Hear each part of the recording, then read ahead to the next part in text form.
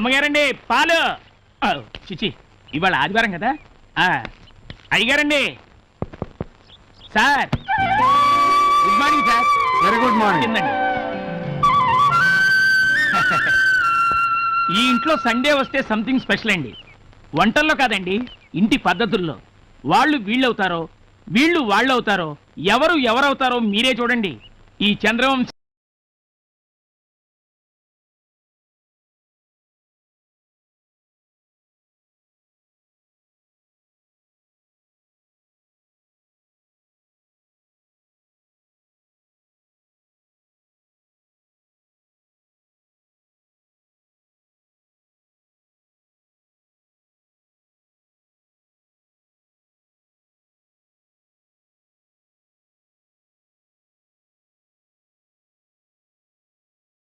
Coffee.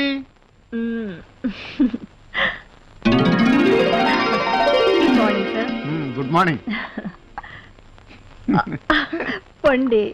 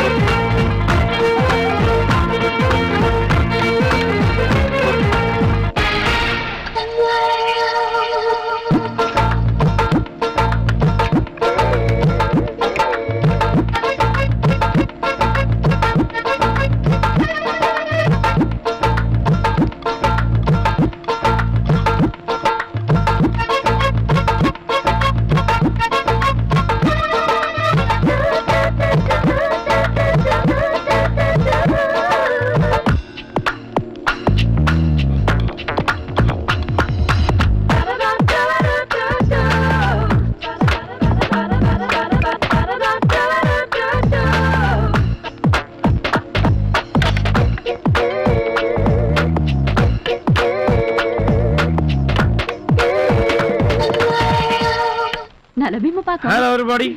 అటు కాదురా ఇటు. Ready ready ready dosa ready. వదిన ఈ రోజు సండే స్పెషల్ ఏంటో తెలుసా? అదిరిపోయే అల్లం పచ్చడి, నోరూరించి ములక్కడ సాంబార్. మరిది గారు, ఇది తమరు చెప్పక్కర్లేదు, తిన్న తర్వాత మేం డిసైడ్ చేస్తాం. నాకు నీలా పెళ్లి కానీ ఆ వచ్చే అమ్మాయి దగ్గర వంటలు నేర్చుకుని నీ లెవెల్లో వడ్డించేస్తారంతే.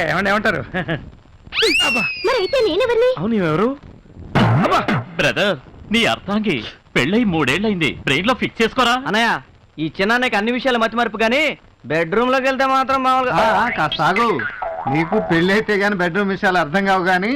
అన్నయ్య, నువ్వు తొందరగా వడ్డీయొచ్చు కదా, నిలబడి చూడకపోతే.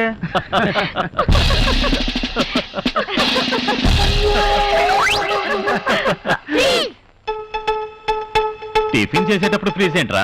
ఈరోజు మాకు అసలు విషయం తెలియాలి. ఏంట్రా మీకు వచ్చిన అంత పెద్ద డౌట్? సరే త్వరగా అడగండి, టిఫిన్ చల్లారిపోతుంది. మేము పుట్టినప్పటి నుంచే గమనిస్తున్నాం, సండే వస్తే చాలు డాడీలు మమ్మీలు అయిపోతున్నారు. మమ్మీలేమో కళ్ళ మీద కాలేసుకుని డాడీలు లాక్కొచ్చుంటున్నారు. ఎందుకు? డౌట్ క్లియర్ అయ్యే వరకు మీరు ఇలాగే ఫ్రీజ్ అయి ఉండాలి. అమ్మో, చాలా పెద్ద డౌటే వచ్చిందే. ఓకే ఓకే, ఫ్రీజ్ రిలీజ్ చేయండి, చెప్తాం. ఓకే పెద్దనాన్న, మీ ఒక్కరికే ఫ్రీజ్ రిలీజ్. అమ్మయ్యా. నా క్వశ్చన్కి ఆన్సర్ చెప్పండి. ఈ రోజు మీకు స్కూల్ ఉందా? నో ఈరోజు సండే హాలిడే. ఏం చేస్తారు మీరు ఈ రోజు? హ్యాపీగా ఆడుకుంటాం. ఈ రోజు సండే కాబట్టి మాకు ఆఫీస్ లేదు, మీకు స్కూల్ లేదు. హ్యాపీగా గడపడానికి వారానికి ఒక్క రోజైనా సెలవు ఉంది మనకి. మరి మమ్మీలకి ఎక్కడ ఉంది సెలవు? అవును పాప, మమ్మీలకి ఈ రోజు సెలవు లేదు. అందుకే ఈ ఒక్క రోజు మమ్మీలు చేసే పని డాడీలు చేశారనుకో, మమ్మీలకే దొరుకుతుంది సెలవు. గుడ్ ఐడియా పెద్దనా. Good morning sir. Good morning. Good morning sir. Good morning. Hello. Okay, it's all right. Yes sir, ఇది మనం కొత్తగా లాంచ్ చేయబోయే Chandra TV project report sir. ఇవి మనల్ని అప్రోచ్ చేసిన యాడ్ కంపెనీ వివరాలు సార్. సార్, మన ఈ కొత్త ప్రాజెక్ట్ లో పెట్టుబడి పెట్టడానికి విదేశాల నుంచి కూడా చాలా మంది ఇంట్రెస్ట్ చూపిస్తున్నారు సార్. Very proud. సార్, మనం టీవీ మీడియా లేకంటే వార్త చాలా సెన్సేషన్ క్రియేట్ చేసింది సార్. Is it? 280/140. ఏంటి బీపీ ఎంత పెరిగింది? ఆ ధర్మరాజు వాళ్ళు టీవీ రంగంలో కూడా మనకు పోటీ వస్తున్నారన్న మాట. ఏమిటేమిటి మీతో పోటీయా? ఎంత పెద్ద జోకు. అయ్యగారితో పెట్టుకుంటే కుప్పకూలిపోతారు. మీ అనుభవం ఎక్కడ, బచ్చగాళ్ళు ఎక్కడ?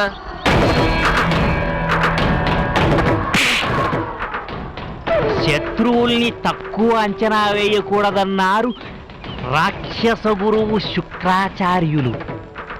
ధర్మరాజు వాడి తమ్ములు సామాన్యులు కారు, సమర్థులు. వాళ్ళే బిజినెస్ లో దిగినా బిగినింగు ఎండింగు చూస్తారు. అలాంటి వాళ్ళ అంతు చూడటం అంత తేలిక కాదు.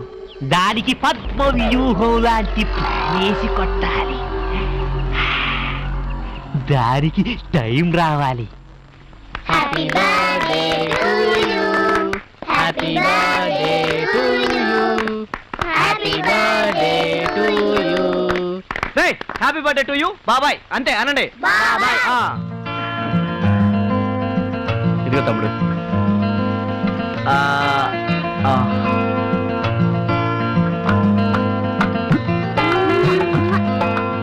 పిల్లలు అందరూ రండి. హరి, నువ్వు కూడా దీపం వెలిగించి నీ మీద మాకున్న ఆశలన్నీ నెరవేరాలని దేవుడికి దండం పెట్టుకో. రా, తీసుకో.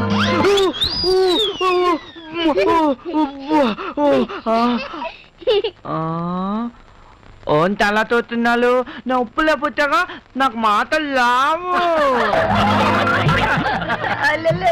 చిన్ని మున్ని మున్నా ఇలా పట్టుకొని ఇలా వెలిగించాలి.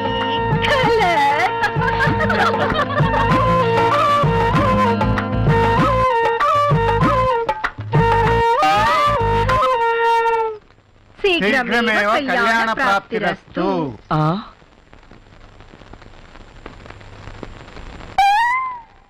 త్వరలోనే నీ పెళ్లి జరుగుగాక. ఏంటి ఫిట్టింగ్? చిన్ననే, మా తమ్ముడి ఫేస్ లో పెళ్లి కళ కొట్టొచ్చినట్టు కనపడుతుంది కదా భూదేవి. నా పేరు భూదేవి కాదు, శ్రీదేవి. ఏదో దేవి. ఈ రోజు నీతో ఒక ముఖ్యమైన విషయం తప్పకుండా మాట్లాడాలి. వదిన, ఈ రోజు నా బర్త్డే స్పెషల్ ఏం చేసావు? కజ్జికాయలు. కజ్జికాయలా? అయితే ఉన్నది మొత్తం నేను లాగిస్తాను, వస్తాను. వావ్! వివాహ భోజనంబు ఇతైన వంటకంబు. ఓ మై గాడ్, ఫుల్ పండగ. ఈ రోజు నీకు కజ్జికాయలు కొట్ట లేదు, మొత్తం నేనే కుడకాయ స్వాగతం చేస్తాను.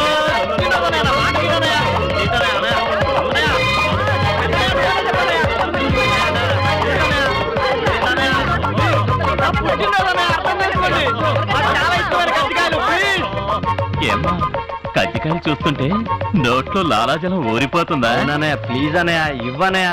పెద్దదిన బంగారు చేతులతో చేసిన అన్నయ్య, అమృతంలా ఉంటాయి. ఇవ్వనయ్య ఒకటి ప్లీజ్ అన్నయ్య. No no. పెద్దనయ్య నువ్వన్నా చెప్పనయ్య.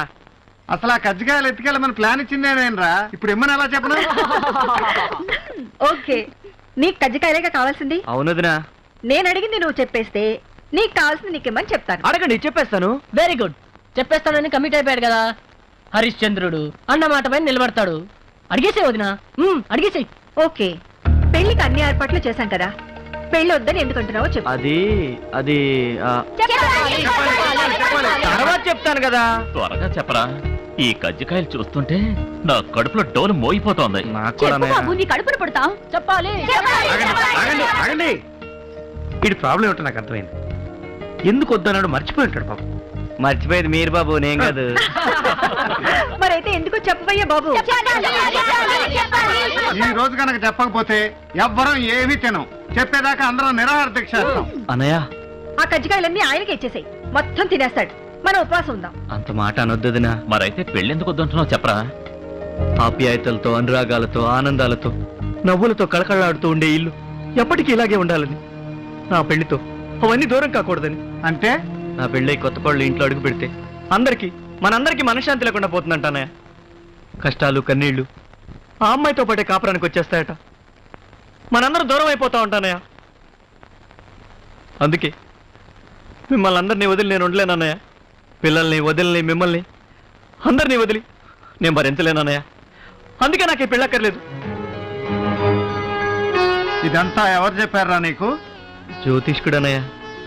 జ్యోతిష్యుడా? భూకంపం వస్తే పడిపోతుందేమోనని భయపడి ఇల్లు కట్టుకోవడం మానేస్తావా? ఆడకూతురు ఇంట్లో అడుగు పెడితే లక్ష్మీదేవే వచ్చిందని మురిసిపోయే వంశం రా మనది. ఎవరో వచ్చి విడగొడితే విడిపోయేంత పెడిసైన వంశం కాదు ఈ చంద్రవంశం. ఈ అన్నయ్య మీద నీకేమాత్రం గౌరవం, అభిమానం ఉన్నా నువ్వు ఈ పెళ్లి చేసుకుంటున్నావు అంతే.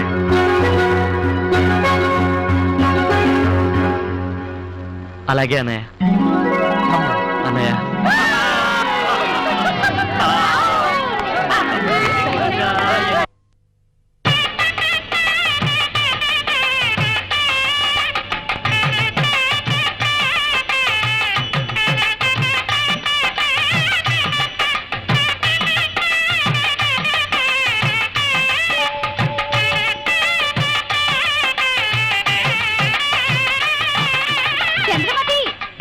చంద్రమతి రావే, నీ నెత్తికెళ్ళే పట్నం మొగుడు వచ్చేసాడే చూడు.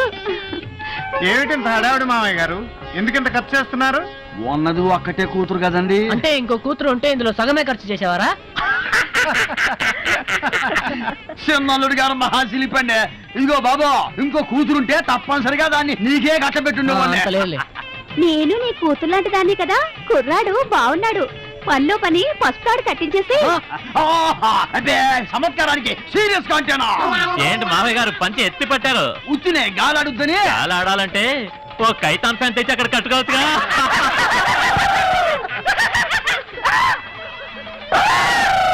వీడెందుకండి జురాసిక్ పార్క్ సినిమా చూసిన లెవెల్ అరుస్తున్నాడు? షక్కుతుంటుంది. ఇప్పుడు అర్థమైందా? దాన్ని అర్థమైందండ్రు బల్బల్గిందంటారు. ఇదిగో పంతులో, ఆ తమలపాకులు బెల్లం అందరికి ఇచ్చేయి. తీసుకోండి తీసుకోండి. ఏమిటండి ఇది? ఏం చేయాలి దీన్ని? నాకాలండి. నాకాలా? ఆయ్, బెల్లం నాకుతూ గడపలో అడుగు పెడితే శుభప్రదం అండి. పైగా తరతరాలుగా ఇది మా సంప్రదాయం అండి. మొన్నేదో పెళ్లికెళ్తే తేనె నాకమన్నారు. అది వెస్ట్ గోదావరి పెళ్ళండి, ఇది ఈస్ట్ గోదావరి పెళ్ళండి. ఆడ తేనె నాకిస్తారు, ఈడ బెల్లం నాకిస్తారు. అయితే ఈ బెల్లం నాకించే సాంప్రదాయమే కరెక్ట్. ఆయ్, మా కులదైవం తిరుపతి వెంకటేశ్వర స్వామి కూడా లడ్లు, వడలు, పులిహార, పొంగలు, దద్దోజనం ఎన్ని ప్రసాదాలు చేసినా బెల్లమే నైవేద్యంగా మరి పెడతారు. అందుకేనండి అందరూ మనస్ఫూర్తిగా బెల్లం నాకుతూ లోపల అడుగు పెట్టండి. రండి, పోదండి. తమరు నాకట్లేదే? నాకే అలవాట్లేదు, నవ్వడమే. అబ్బో, బెల్లం నాకిచ్చాను, ఇక పెళ్ళి అయిపోయినట్టే. సమయానికి మా ఆవిడే ఉంటే ఎంత ఇదైపోయేదో. ఇది నేను అయిపోతున్నాగా. నువ్వు అయిపోయినంత వరకు సాలుగానే లోపలికి వెళ్ళి అమ్మాయిని నిశ్చితార్థానికి రెడీ చేయి.